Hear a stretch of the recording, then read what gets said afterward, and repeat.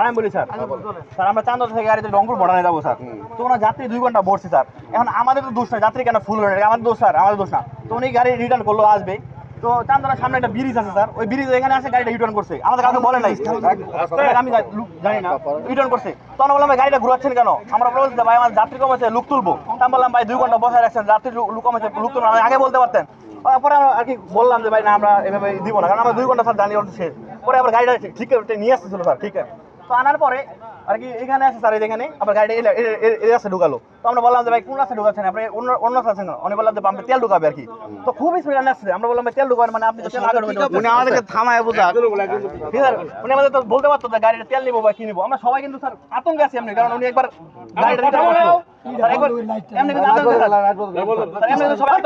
প্রত্যেকটা স্যার মহিলা বলেন পুরুষ সবাই গাড়িটা থামাচ্ছে না গাড়ি স্যার, খুবই স্পিড চালাচ্ছে স্যার, খুবই স্পিড। সবাই নামে চলে গেছে স্যার। ওরা ফ্লোর ছিল পিছনে, বললাম ভাই কি হচ্ছে? কত টাকা স্যার 800 টাকা করে আমাদের টিকিট নিয়ে স্যার। স্যার আমরা প্রায় স্যার আমরা টাকা দেই নাই স্যার, আমরা টাকা দেই নাই। হ্যাঁ, উনি যখন রং করছে তখন সবাই বলছে যে আগে টাকা দিবা না। তুই যাবি না, গাড়ির লোক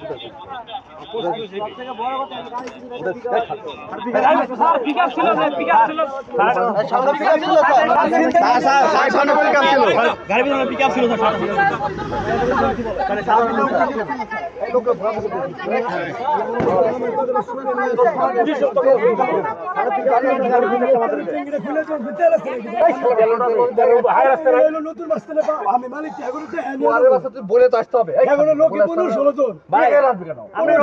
মালিকের বাসা নতুন বাস স্ট্যান্ড, হ্যাঁ ফোন দিয়ে আমি যাত্রী দিয়ে এনে যাওয়ার চাইছি। ভাই আমরা এত যাচ্ছি ভাই, 2 ঘন্টা গাড়ি ধরে ঢুকে কেউ আপনার পিকআপ ছিল টাকা দিয়ে দিন, টাকা টাকা দিয়ে স্যার, টাকা দেওয়া নাই।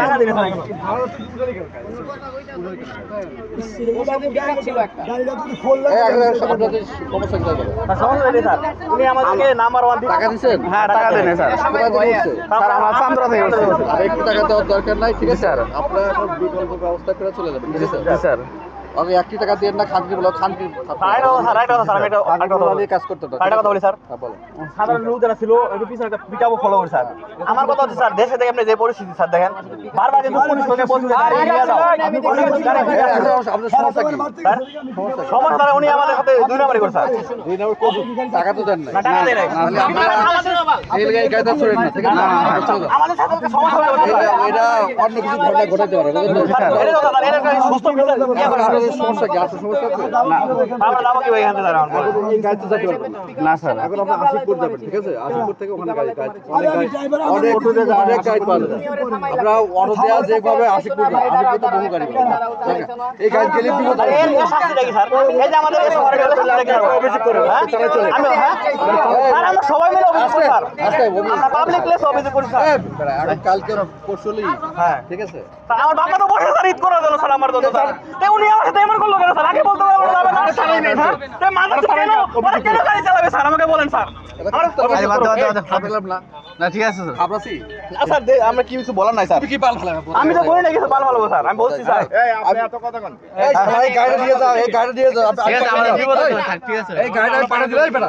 ঠিক আছে গাড়ি অ্যাক্সিডেন্ট করলো না স্যার, ঠিক আছে স্যার। জামানা স্যার এই গাড়ি পালের বুদ্ধি তোমার নাই, শালা বোকা আছে তা। না তো ঠিক আছে। এই শালা জীবন ছাড়া অভিযোগ করো। আয় জীবনে যেতে পারো। সবার বলে বেশি নাকি? ঠিক আছে ঠিক আছে। তুমি কি বালটা বোঝো তুমি? কি করো? কি বালটা করো? খাবরাইলাম তারপর এই গাড়ি তো দিতে পারি। তুমি আমরা যাবো না জীবনে ঠিক আছে।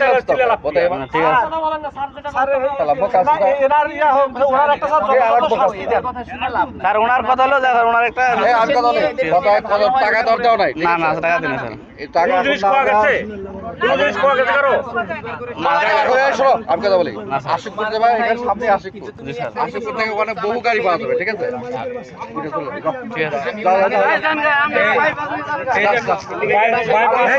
ঢুকাইছে না অনুষদে মনে করে